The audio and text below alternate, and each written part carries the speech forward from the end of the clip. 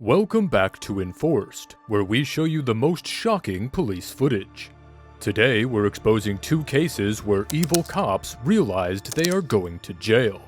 For our first case for today's episode, we take you to San Diego County, where Jalen Fleer is under investigation after the police department received several anonymous complaints of Jalen engaging in predatory activities. Of course, in regards to the report that we're investigating, you're not under arrest and you are not being detained. Do you understand? Yeah. The investigator starts off lightly, telling Fleer that he's only in for a brief question and answer session and nothing serious is going on. He's not under arrest and he can refuse to answer any questions as well. And have you always worked corrections?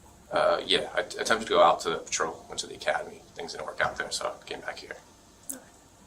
Did you have fun at the academy while you were there? Oh yeah, I enjoy it. It's good. I mean, camaraderie and stuff like that. So. Okay. Married? Have any kids? Oh yeah, married. Recently got married this last year in September. Okay. We have a kid due on the way in August. Oh, okay. Boy, girl? Boy. Very nice. Unfortunately. Unfortunately. Yeah.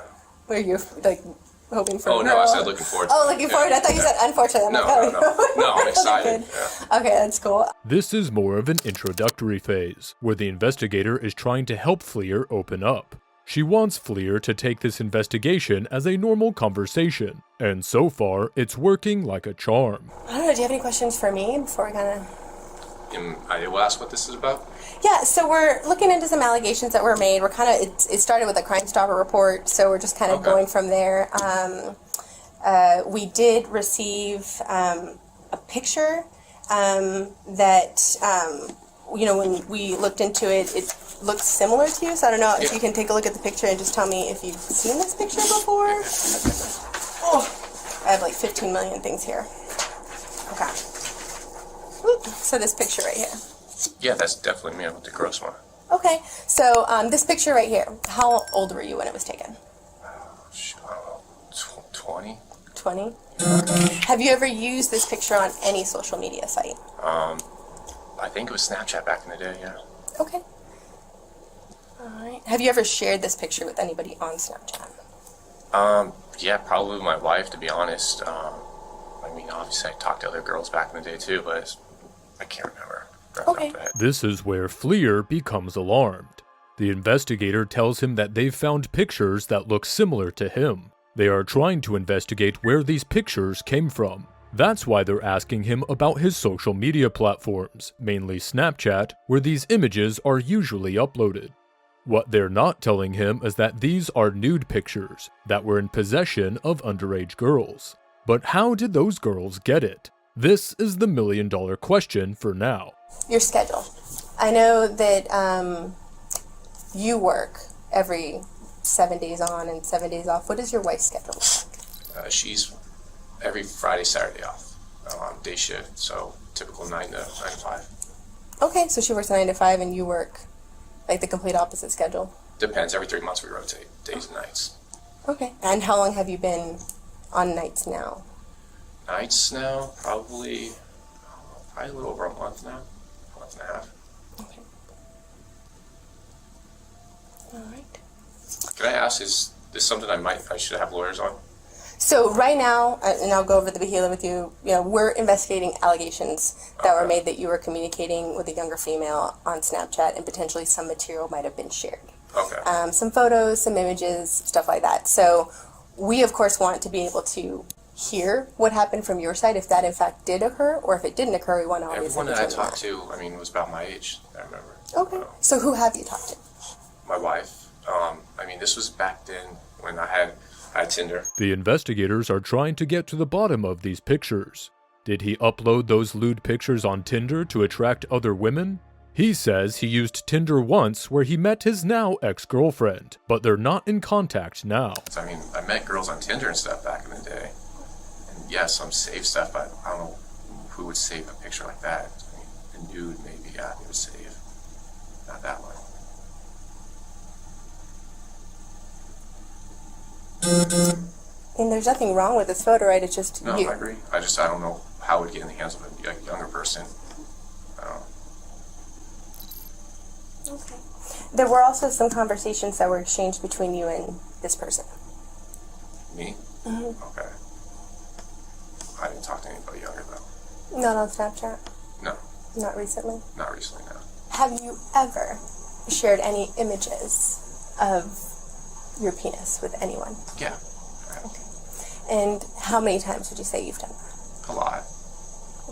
Can you kind of explain that a little bit more to me? I mean, my wife, my ex-girlfriend, back in the day, Tinder and stuff, yeah. I mean, I'm sure you know how Tinder is. High school, even, junior high, I did. Did you ever share any videos of you having sex with anyone? With anyone? No. I've always had personal videos of me and my wife. That was it. And my ex actually had one, but What does your ex look like? she's blonde. She's blonde? Okay. Fleer continues to affirm that he did not talk to anyone younger and that he had talked to and sent nude pictures to several women back when he was single, but none of them would leak it or share it with anyone else. The investigator also alleges that apart from images, there were texts as well that were shared from a profile with his name. This is where Fleer knows he's in trouble. There were images that were shared, yes, that Can I ask, I'm sure you got them here, can I ask to see what they are? you want to see the picture? Yeah, so I can get an idea. Do you ever even not to? Yeah. So I don't actually have a clear shot of one. Yeah, so I did not Okay, I understand. print out those Can I wait till I have pictures. a lawyer? Because I'm uncomfortable with this. This is weird. So, I wanna Of have- course, you definitely have the ability to do that, and of course, Yeah. you know, this is completely voluntary. I understand. And so, I just don't want to get caught up on something. I'm working this career. I don't want to get caught up on something. I fully understand. Yeah. So, you can, yes, 100% elect not to speak with us. You are not under arrest at this time. Yeah, I understand. And this is where Fleer breaks. He now knows that he's knee-deep in trouble and that he cannot say anything further. Whatever information he's going to give the investigators now will only land him in more trouble. But the investigators are one step ahead of him. So there are a few steps that we're going to be taking after this. Again, you are not being detained by us or anything, but we are acting on behalf of the court moving forward. Okay. Okay. So I will give you a chance to read through this. This is a search warrant that was granted this afternoon by a judge. Okay. The warrant does allow us to grab some DNA swabs from you, Okay. as well as any mobile devices that might be in your possession or potentially in your locker. Do you have your personal phone with you here? I do have one. Okay. Yeah. Is it inside your locker? It's on my person right now. Okay. So if you want to go ahead and hand it to us, we definitely don't need to go in and grab it from you. Okay. But the search warrant does require that we take it from you. Okay. Okay. Additionally, it does allow us to have access to your vehicle. Okay. Is your vehicle parked here? It's parked a few blocks away. Jalen Fleer now knows his time is up. He's going to go to jail. The investigators have acquired a search warrant to go through his belongings and will find any evidence about his pedophilic tendencies. This is the face of a person who has realized that he's now going to jail for life. I have never seen a more despicable set of facts as I've seen in this case. These are the remarks of a judge who announced Fleer's guilty verdict. Jalen Fleer was sentenced to 12 years in state prison after pleading guilty to 20 felony and misdemeanor charges involving acts with underage girls and attempts to meet minors for purposes. Next up, we take you to Griffin, Georgia, where Officer Matthew Boynton is under investigation for stealing a gym bag full of clothes, underwear, and dental retainer belonging to his now former wife, Jessica Lester. Previously, Jessica had filed a complaint saying that Officer Matthew had stolen these items. But Boynton lied to the department saying he did not have any such items. Do you think this is a simple case of theft? You're about to be shocked. So Jessica came in, she filed a report. Okay.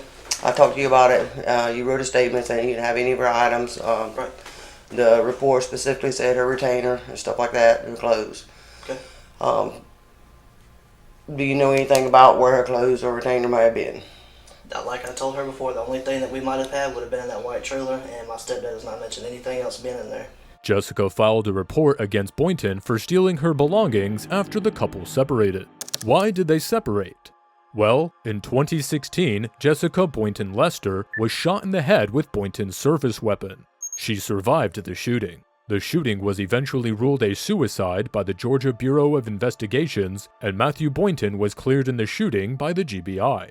But after this investigation, the police started to think that Boynton is not as innocent as he seems. And we gave everything back that we had, because she had put some stuff in like it's like a little foot chase thing. You open it up, it's got 2 little boxes. I think we used to use it for like diapers and stuff now, but I mean, everything that she had that I knew of was gone. I got rid of everything I knew of. You got rid of a house, though. To either give back to her or her family came back and got it. You know, like she had a big kitchen table and some other stuff that her Aunt Kathy and Uncle Tim had come and got. Just different. I think my stepdad actually took a whole bunch of stuff over to her grandparents' house at 2464 East Milner in Pike, which is like right by my parents' house. Okay. So when did you move to LeMay Road? That would be sometime in March. March. Through the course of that move, did you find anything that belonged to her at that point? No, because if I would have, I would have turned it over to her, because I have no need to keep her stuff. The only thing I had at that point was that computer, and me and you had talked about that and gave it back to her, because she could let her and talk to Bird. Okay. So,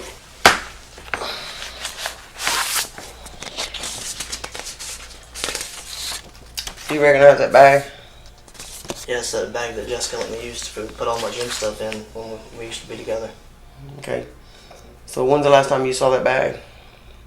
It's been a long time. Like I said, when I used to work out at, there's 2 gyms in Thomaston. I don't remember the name of it. I used that one, and I had a gray Nike bag I used to work out in. So I interchanged my stuff like protein drinks, powder shakes like pre-workout, workout shorts, pants, shoes, whatever. I'd put it in that bag or my Nike bag. So when's the last time that you saw that bag? I mean, it's been a while. I don't know the exact date. I don't know. I think my stepdad, he had it in the white trailer, and that's been a while. And he brought it, but I haven't been through it or anything. He put it in my storage thing in my house, which is like when you pull in the driveway. It's a little storage thing on the right. You open the door and it's got all my stuff in there. I declared some of it out recently. That was tossed in there, but I mean, it's in there with a bunch of my stuff, like a brown tub I used to keep in my old patrol car with gym stuff in it and work stuff. The investigation officer is trying to establish a connection between the stolen bag they found and why Boynton might have needed to steal his ex-wife's belongings. This bag was reportedly sent to the police station after Boynton's new girlfriend found it in their home. Known you a long time. Yes, sir. This bag, you saw it moving when you moved from your apartment to the main road. I didn't know. And your stepdad and Wendell saw it, and another female saw it. All right. Okay. At the house, in the apartments, yes or no? When you moved from the apartment. When I moved, like I said, I had all my stuff in the white trailer. That's not what I'm asking you. When y'all were in the process of moving, and you moved into the house that you're at now, your residence, did you or did you not see this bag? Yes, sir. It was in my storage room in the garage. All right. Now, why would I be holding a picture of this bag? I guess because Jessica brought it into you. Why would Jessica have it if you had it at your house? I don't know. I guess somebody got it from my garage. Who would have gotten it? There's a couple of people. Okay. I don't know All right. exactly who. Okay. The sergeant is questioning Matthew Boynton about a bag that was seen moving when he moved from his apartment to the main road. The sergeant is trying to find out if Matthew Boynton saw the bag during the move, and if so, why Jessica would have had it if he had it at his house. Matthew Boynton admits that the bag is in his storage room in the garage, but doesn't know how Jessica could have gotten it. He suggests that someone might have taken it from his garage. The sergeant presses him to find out who might have taken it, but Matthew Boynton doesn't seem to know exactly who. And inside that bag, there were numerous contents inside of it. And one of those is this right here. You know what this is? It's like Jessica's old retainer thing that she had when we were together. Right. The bag was completely filled with female clothes. And this is one photo of it. That's not yours, No, not. right? No, sir. Okay. That's not yours, No, sir. right? Yes, sir. Okay. Who did that belong to? This got Jessica's name on it, so it'd be Jessica's retainer thing. If it was in that, if it was in this right here, where would that have been at? I had all of her stuff in it. What would it have been at? It would have been in my garage thing, like I said, Which is where? which is at my house. Which is at your house. Yes, sir. Did you buy that for Jessica? I don't recall. I don't think I did. Because she I had, think her grandparents did. because she had retainers before she met you, right? Before y'all got married, right? I believe so. So that would make it whose property? Hers. Not yours, right? Right. Yes, sir. Whose bag is that? Jessica's. And the contents in the bag? And it's got all her stuff in it. So why would you not have brought that to us when you noticed, when you saw the bag at moving? Sarge, I promise I've not been through that bag. The last time I used that Matthew, I bag was for the didn't gym. ask you that, Matthew. Listen to me, buddy. I Whose bag is this? understand what you're saying. It's Jessica's. I should have brought it up here. You have two bags. Did you swap your stuff in between, right? Yeah, I don't have the other one anymore. This would have been your only gym bag. So how would you not know the contents of the bag? If this was your gym bag, man. I have no excuse. Like you said, I should have thought about it and brought it up. The bag was turned into us. We have possession of the bag. Yes, sir. We have evidence that says it came out of your storage room.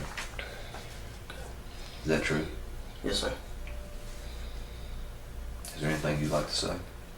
No, sir. I said I was just done with my part. Do you believe that statement to be accurate and true? Not now. Did you believe it then? No, sir. Why would you say you didn't have the damn bag when you had it? You know you can't give a sworn statement and lie on it. No, Sarge. Why would you do that, Matthew? It was a bag, man. It wasn't. It's not like it was. Talk to me, man. I mean, help me understand. Sarge, I swear to God, I know it's hard to believe, but I didn't think about that bag. Otherwise, I wouldn't have wrote. I said, hold on, little T. I got something. Let me go get it. I swear, I wouldn't have done that because I've got 2 kids, 3 and 1. I wouldn't jeopardize that over a bag. The sergeant is not letting Boynton off the hook easily. He's trying to figure out who the bag belongs to and if Matthew Boynton knew about it. Matthew Boynton admits that the bag belongs to his ex-wife, Jessica, and that it was in his garage.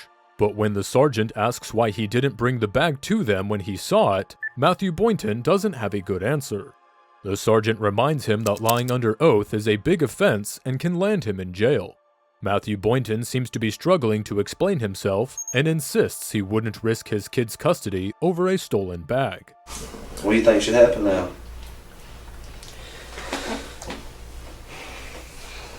I know that's probably gonna happen. No, that's not what I asked you. So what do you think should happen?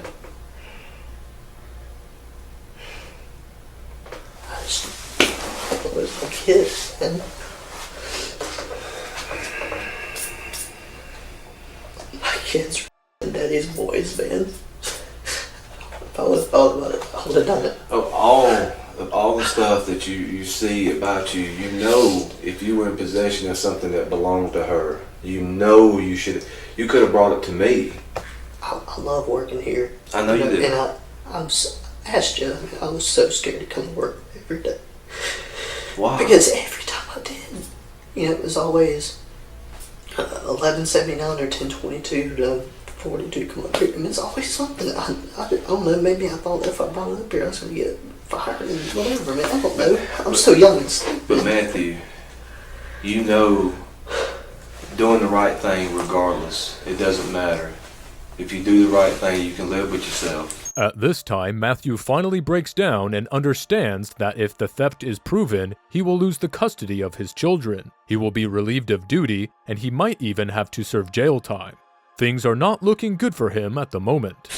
I don't know what I was thinking then. I don't know if it's because I was scared. I mean, I told you, I come to work every day scared now. There's no excuse. I'm not trying to make one for myself.